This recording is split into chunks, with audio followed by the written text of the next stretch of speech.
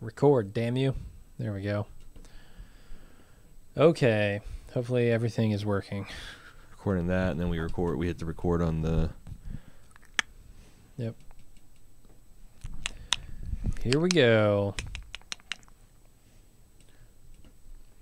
Welcome to Rah Rah Riverdale, a Riverdale fan podcast. We keep the episodes intentionally short because we know you don't have time for nonsense. I'm Al. I'm Joseph. Let's get right into the episode. We're talking about Season 1, Episode 7, In a Lonely Place. The loneliest of places, which is Jughead's family? Jughead's bedroom? The woods outside Riverdale? Okay, yeah. I feel like, the hunt for Polly is on. Literally. Yeah. The blossoms are hunting her for sport, like the fox of old. Yeah, this is an old English tradition. I mean, if it's a fox hunt, technically they should be hunting Cheryl, right? Because she looks, with the red hair, she's more of like classic fox. Yeah, definitely foxier. I mean, blonde, like that's like hunting what's yellow? Canary hunt? That's not a posh thing to do. A canary hunt? You put them down in coal. You don't hunt canary. You put them down in coal mines. I feel like you can't really hunt canary with dogs. No, because like dogs can't even climb the trees, let alone get the canaries when they fly off. What about the Eastern American canary hound? Well, I hadn't considered that, the canary hound. So hunting aside, what'd you think of the episode?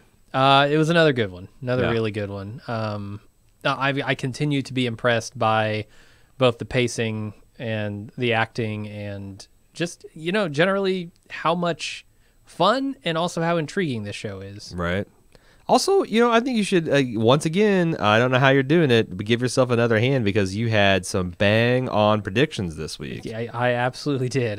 You nailed the whole Fred interfering in the Jones family business. Yep. The confrontation they had, the friction between the Jughead as a result, like you just and just generally a Jughead-centric episode. Aside from like the hunt for Polly, which, right? I mean, how hard can it be to track down a bleeding pregnant woman who just jumped out of a second-story window? Just and that's the thing. If you looked at that window, there's just jagged glass all around. There was no blood everywhere. There was no way to like just gracefully stumble down that thing. Right. So I feel like it was, not as hard to predict that. But the Jughead stuff, I guess I was right on with. Fox hunt's not so cool when it's a wounded pregnant fox that you're hunting. No. Like PETA is not going to be on board with that. I have a lot more predictions to make this episode. Well, not a lot. I have several more that I really want to get to, but we'll give it a rest, Nostradamus. Like you maybe just save it for the prediction part of the podcast. 2 weeks in a row. I got to keep that train rolling. So the one thing we didn't see coming is, and maybe we should have, Polly escaping from the mental institution and how that would send the Blossoms on high alert because they already have it in for her. But it just like I'm not seeing the dots that Cheryl tries to connect them.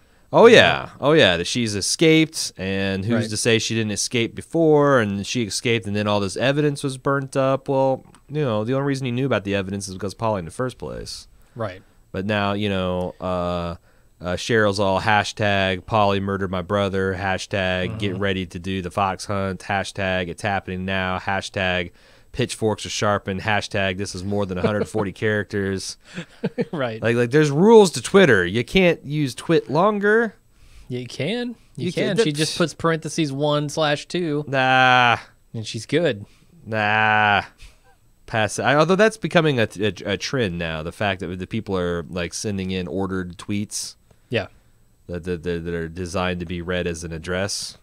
Yeah, I feel like that's just the wrong format for it. Kids used to call that blogging, Jim. Yeah.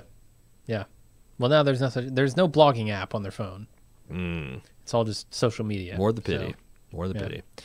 But yeah, there's also the other thing I wasn't, and maybe we should have expected is with Hermione forging her daughter's name on the contract signature that Veronica wouldn't sit that lying down. Now, right. Interesting that she's primarily fighting against her mother economically by spending a lot of. It seems like there's a clear end game to this. Right, the legal guardian always has the trump card in that battle. Right, I just stopped giving you money. Yeah, I cancel my credit cards. The problem is like, but is it so easy when your daughter is a officer of the company?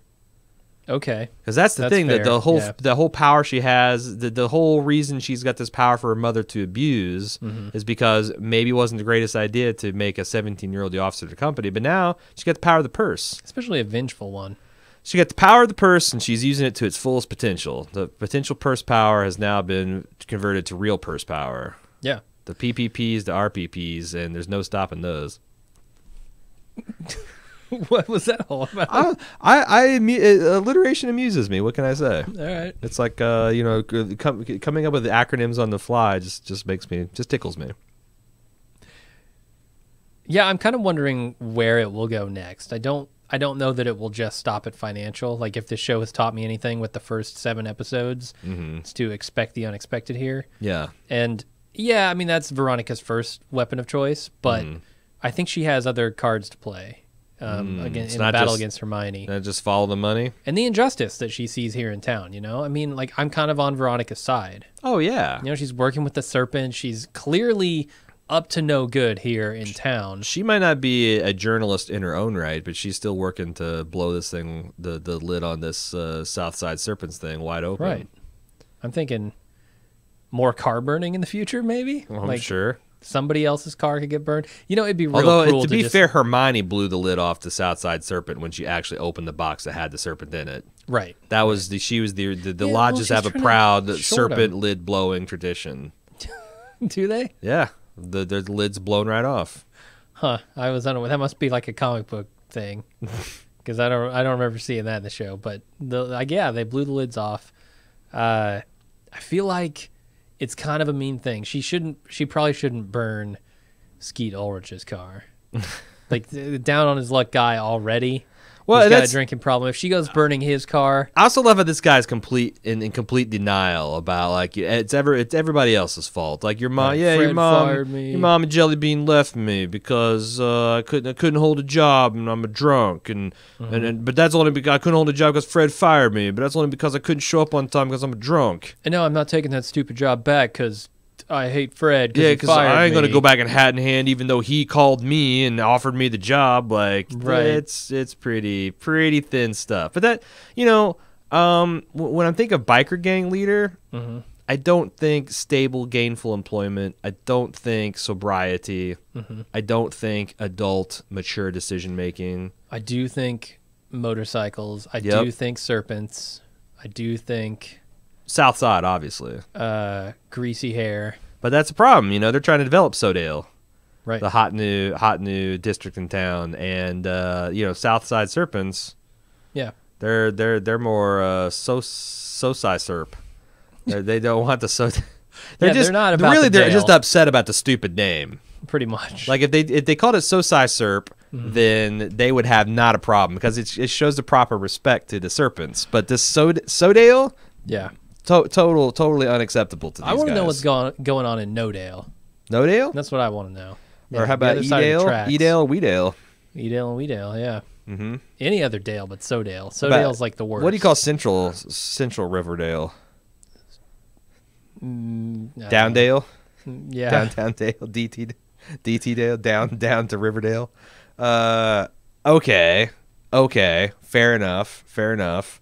What else do we need to talk about? Let's talk about Cheryl a little bit because, she hasn't, obviously, with the way we've covered this in the past, is kind of when she doesn't have any real development. We don't talk about her, right? Right. But I think this episode, like, you can really see her turning on Polly as Jason's murderer. She's out there just straight up saying it. Right. And necessarily, I guess it's this is something been simmering on the surface, but we... why are the Coopers and the Blossoms just bitter rivals? It goes way back. I just feel like it's a weird rivalry because I don't get that the Coopers are anywhere near as rich as the Blossoms. Like who? Like I can Well, I see. forget what- I can see the Coopers talking. You know, like my dad every once in a while would take a run at the rich folk in my hometown. It was the Perrys. They owned the gravel pit because I'm from a what you call Gravel pit. the shithole part of town. The Shiho is what we called it when we tried to clean it up. But Mr. Perry didn't even know my father existed. Right. I just feel like this is not a feud so much as it is a beef. The Coopers are beefing up, and for whatever reason, the Blossoms are obliging them by beefing down. And you know, I buy it if your highborn son is wasting his seed upon the lowborn maiden. Yeah, I think that's like where that. it comes from. But this is supposed to be like they're wanting me to believe that these families go way back. Maybe way back in this town is like 2 years. How long does it take to gestate a human child? That's way back. 9 months? Yeah. My God, it's an eternity. Pretty much. Yeah, that's a fair question. I don't remember, and I'm sure this was addressed, but I don't remember what Betty's dad does. He menacingly refuses to answer questions about whether he's killed Blossoms.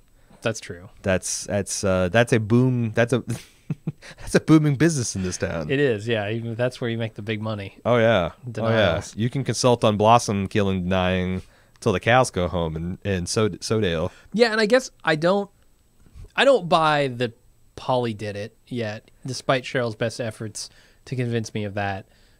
We're still 6 episodes out from the finale. I think there's still plenty of time for this thing to twist on us again. If I've, been a student of television for the 23 years that I've been alive, I think I gotta say though, the one thing I really appreciated was just Cheryl laying down the most vicious burn of all time on Betty. Which is like it was. What do you mean? What the vicious burn? What are you talking about? Did you watch the episode or not? Of course I did, but I'm trying. Well, I know I'm not going to indulge you. Listeners know what I'm talking about. They know. Okay. Man, that was such a good burn. Such a brutal burn. Maybe we should take another take because I actually thought you were referring to something she said in the trailer. No, I'm absolutely not. Okay. All right. Let's try that again. But I kind of like how that went, where it's like, okay, you want me to do it again? Yeah. Okay. But I got to give Cheryl credit for just the most vicious burn of all time. Oh, savage. Like, savages poor Betty. Savages her. And she's kind of the queen of mean in this show, Yeah, it's like anyway, you want to send her a link to, like, let me Google it for you. Right. Riverdale Burn Center. Just so she knows where to go get treatment. Hashtag all your body burns. Hashtag don't ever step to me again. Yeah. But have you figured out, I mean, it's obvious by now what Polly wants. Sure. A cracker. A baby. A crack. Oh, Jesus. Well, yeah, I should have seen that coming. We can't even use that. We can't. I just thought it was funny. Okay, yeah. I don't have a lot to I don't have a ton. We have a good amount of feedback. Plus, I want to. Let's see. Hold on. I want you to feed me something. Okay. Seymour. I'm gonna do a couple more iTunes reviews, or like one more iTunes review as well.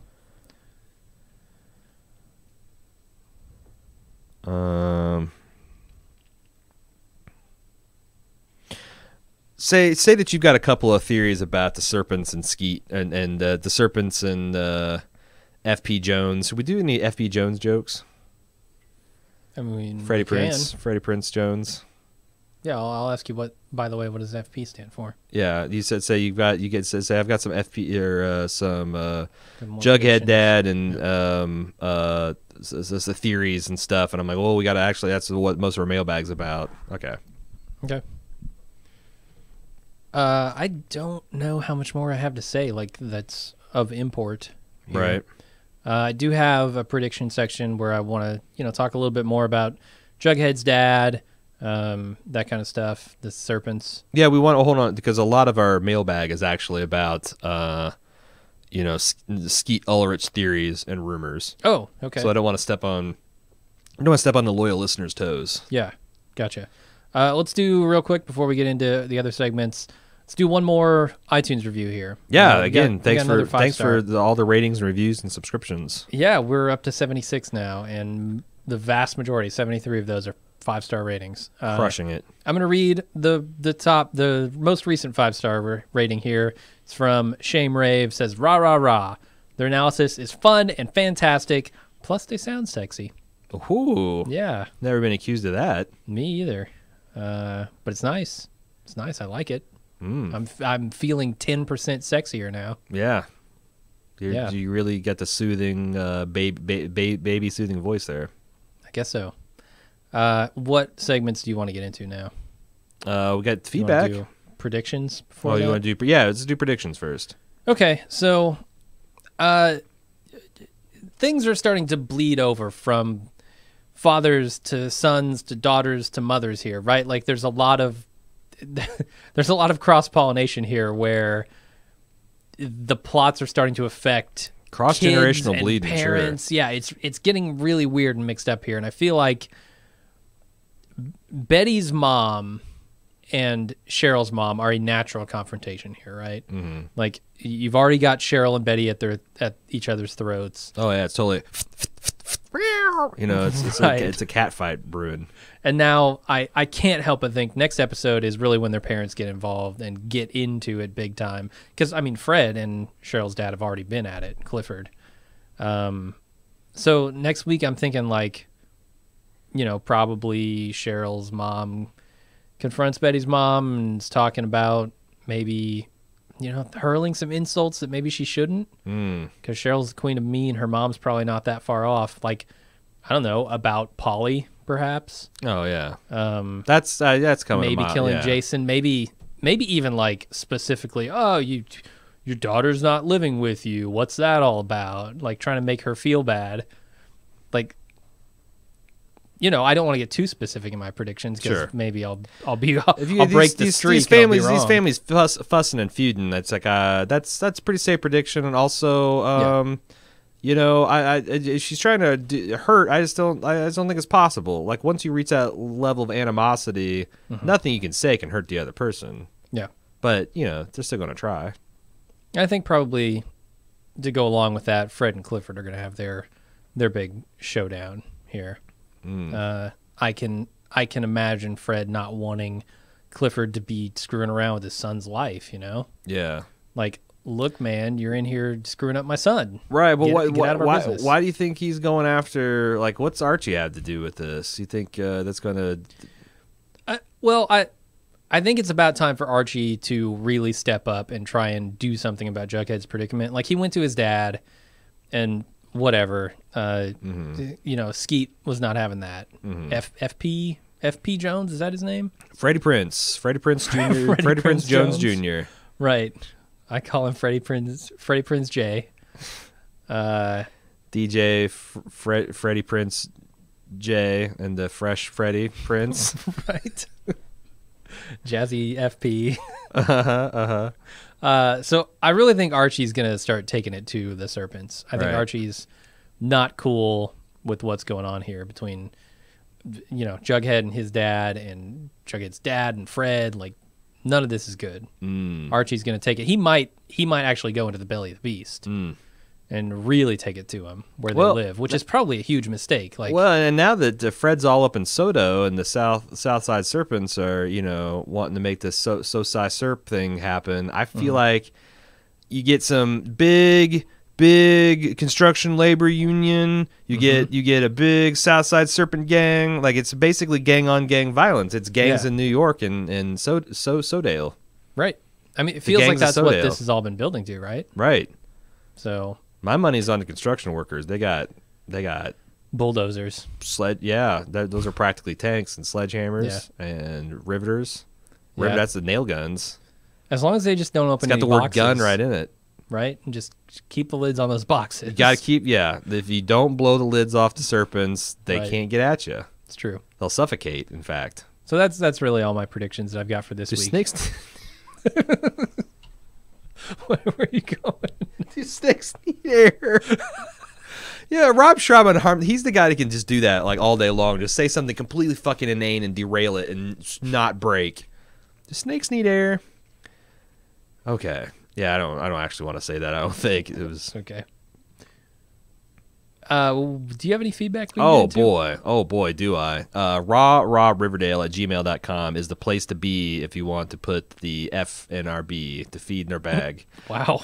I think that's what I always say. Sosai Serp.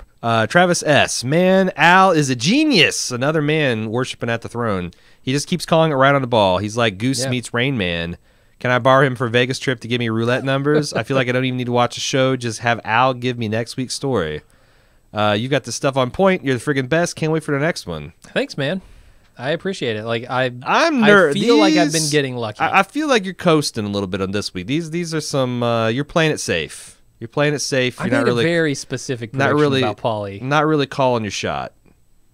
Yeah, no, you don't think so? Okay. Yeah, I think it's just. I mean, we'll find out how accurate I am next week. I'm just calling your co-host calling you out. That's fair.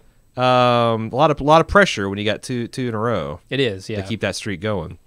Adam S. Al was the only one I know of who correctly called Jughead's dad as the one who burned the car. Congrats, man. Your prediction section is the best. It seems like this story is shaping up like the original ending of True Romance, where Christian Slater gets killed and Patricia Arquette gets pregnant. Like, Polly's all hanging out the Serpents. Jason meets her and they fall in love. He goes to confront Skeet Ulrich. A tussle ensues and Jason flees with the wrong bag. It turns out to be filled with drugs and they're like, jackpot, let's GTFO. But Skeet goes to track down Jason and find Cheryl instead. She spins a tale about Italian ancestry but leaves behind evidence that gives up the getaway plan. Skeet hunts down and tortures Jason to find out where he stashed the drugs. He doesn't say, so they kill him. What do you think as far as theories go? There, Al. I mean, that's as good as any.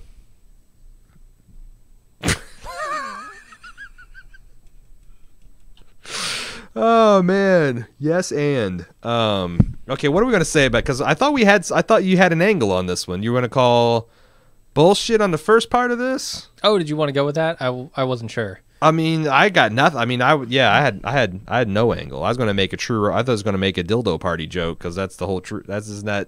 True Romance is like the Avon lady of sex toys. I've never seen it. No, it's Pure Romance.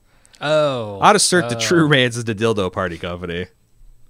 All right, I'll lead off with that, and then you can go on your gag. True Romance. I haven't seen that movie. Is it based on the sex toy Avon lady? They go and they have the parties, and all the girls giggle over the phallic toys and the vibrators and the. I haven't seen the it Coke either, rings. but I the Coke rings. Doubt it. Based on that description, probably not. All right. I thought it was True Romance, but I might be wrong. What do you think of this? What do you think of Adam's theory here? Well, I appreciate him, trying to back me up, but I don't think I ever said that Jughead's dad was the one who burned it. And in fact, we saw last episode that wasn't true, right? Oh, wait a second. Okay, now I'm remembering. Yeah, no, I think it's funnier if we just accept the praise. Okay, I thought you had to still eat this. Yeah. Okay, I thought you had to spit the. I mean, what part? This because I like the True Romance. That's fine. Yeah. But I'll just go from your question before. Yeah. I mean, once again, I like. Do I really want to toot my own horn this much? It's like, okay, yes, I predicted it correctly. You got a horn, I say toot it. Because what else? That's the purpose of a I horn. If a horn sits untooted, it's useless. It's worse than useless. That's true. Well, I've got a horn. Toot, toot. Shall we move on to Billy L? Yeah, please. This theory, great theory. We've been kind of all over this Archie afterlife. With zombie Jasons and Sabrina's witching and all this kind of stuff. He's got another cool twist on it. All capitals, multiple exclamation marks was the subject of the email. Jughead's dad is a werewolf. Apparently no one else is seeing this, but I thought the foreshadowing this episode pretty darn obvious. First of all, Skeet Ulrich, pretty werewolfy looking dude. Agree? Disagree? Yeah. Oh, for sure. He's got the werewolf quality. Yeah. The werewolf nature. Pretty conspicuous casting. Then the scene with Jughead getting bailed out of jail by Archie's dad, and then Mr. Jones, of course, shows up late looking all disheveled. Wonder where he could be. Waking up in the naked in the woods? If you zoom in on the scene where the search parties are looking for Polly in the woods, in the background, you can see a faint figure that resembles Mr. Jones walking away. And at the end of the scene, the camera pans out and into the picture of a full moon. Bam, smoking gun. I want werewolves in Riverdale. Yeah, I mean, we've kind of talked about... Southside Serpents out, Southside Werewolves in. All right. I like it. So we've kind of talked, you know, a little bit about the afterlife with Archie and how this could lean sort of in that direction, how we'd be interested in that. Oh, and, yeah. You know, I like reading this, initially I was like, oh, whatever, bullshit. Like, it's not... I was like, okay, that would be cool, but it's not actually going to happen. And then I went back where he's talking about the part where they're in the woods and Freddie Prinze Jones walking away, yeah. Right, and you can see Mr. Jones kind of walking into the woods there. It's bang on. Like, I did the whole freeze frame thing and everything, and it's right there. And so you think that's definitely Jughead's dad? Oh, yeah. Yeah. Oh, for sure. It is. It's got the same jacket, the same hair. Like, you can tell. Why would a werewolf shoot Jason?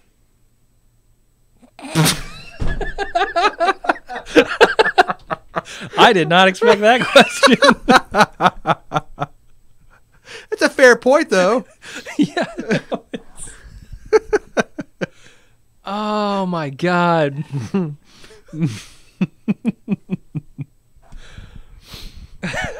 All right. I still don't know how to answer that question. I think that's something we might be able to riff on a little bit. So let's try it. Okay. One question. Yeah. Why would a werewolf shoot Jason? Wouldn't you expect to see like a throat rip or tooth decay? Tooth decay. Tooth decay. I can imagine lichens don't brush often enough. The blossoms are just too sweet. Oh, right. Yeah, Sugar in the blood. Eating too many blossoms. He's diabetic. Do we know of any other blossoms? Does like Cheryl have a hidden sister like Polly that we don't know about? Candy Blossom. The rebellious stripper Blossom. Yeah, she was extra sweet. I don't know. I don't know why a werewolf would shoot Jason. Maybe you shot him, and you're going to find out it's with a silver bullet just to send a message. Oh, it's his hallmark, his calling card. Yeah, he's that much the of a werewolf who shoots people. He's a loose werewolf cannon. He's using something that get in his own life. Although I guess that's everyone that carries a gun, right? I feel like that's a real right. Power I mean, trip. everyone kids that's like where it's like, oh, you're using a weapon can kill yourself. Well, so is everybody. Yeah. If you use a weapon, it can also be used to kill yourself. Sword. Right. But what if you're like built in with a weapon that's pretty badass on its own, and then you're like, but it's full moon. You know what? I don't need this weapon. I'm going to use the gun. No full moon over 4th of July weekend. That must have been it. Oh, right. Yeah, maybe so. So silver bullets it was. On another note, do you think that Madchen Amick's performance as Alice Cooper will get any recognition from the Emmys? I haven't seen a female performance as powerful as hers since Sarah Wayne Callies as Lori Grimes. I mean, when you think of moms on the silver screen, yeah, there's been some really iconic performances. You've got, Miss Beaver, you've got Miss Brady, you've got Miss Bundy, and now we've got Miss Cooper. Okay. I guess I mean, are you just working your way through the alphabet? No, I'm just saying that. Do you think some of those Beaver, Brady, Bundy, Cooper? You're literally going in alphabetical order. Sure. There's just a lot of bees, a lot of famous bees. It's true. A lot of women that are bees in Hollywood. Yeah. There's Draper. Draper, D. There you go. Right after Cooper. For now, we're just doing this. Yep. As a side note, I'm pretty sure I said last week I've never seen Mad Men. So, oh shit. Sure. Yeah. I mean, I don't know. I mean, Emmy performance, that's pretty crowded, and it's kind of a crapshoot. Well, like, for example, I'm pretty sure they don't give Emmys for television, right? And for example, Sarah Wayne Callies never got. You're right, it's Golden Globes for TV. It sure is. Sarah Wayne Callies never got a Golden Globe for The Walking Dead. No. Which that's something like if you spend any time on these fan forums, like Reddit's Walking Dead section, like people are always like on when the award season comes around, they're always just like we got gypped. Yeah, there's the scene alone where like Carl gets out of the house for the third time. Mm-hmm. I feel like she should have been nominated, at least nominated. Right. Yeah, I mean, and the chemistry between her and Danny Lincoln is just amazing. So, is there anything? Oh, he goes, also, thanks for bringing it each and every week, guys. It's great to have some quality discussion on one of the best shows around. You guys clearly do your research and know your stuff. Well, thank you. We're trying to get better. Yeah. We've been listening to the comments and criticism and the praise and the jeers, the cheers and the jeers. Yeah. Mm-hmm. It just makes you stronger overall. Yeah, I've got some big plans for next week. I think I'm really going to try and we're up the production values a little bit. And not only that, but I think we also got something in the works. We want to kind of engage the Riverdale community. We got an idea to there's been some jawing between some of the podcasts. It's time for us to put those aside, and we've got a challenge. And if you're a community challenge, if you're a loyal Rah Rah listener, you might have caught a sneak peek of it last episode. But we didn't. We kind of fully fledged out. Yeah, we did. Fully forged the idea here. We did.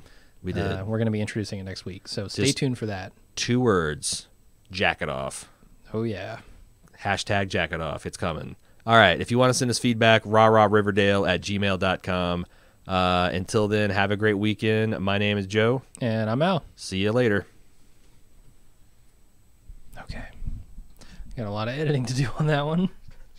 How it goes. Oh man, that was a good one though. Yeah, it was enjoyable. A rambly and a mess, but I feel like that's where we want to take this, right? We gotta kill this. Oh.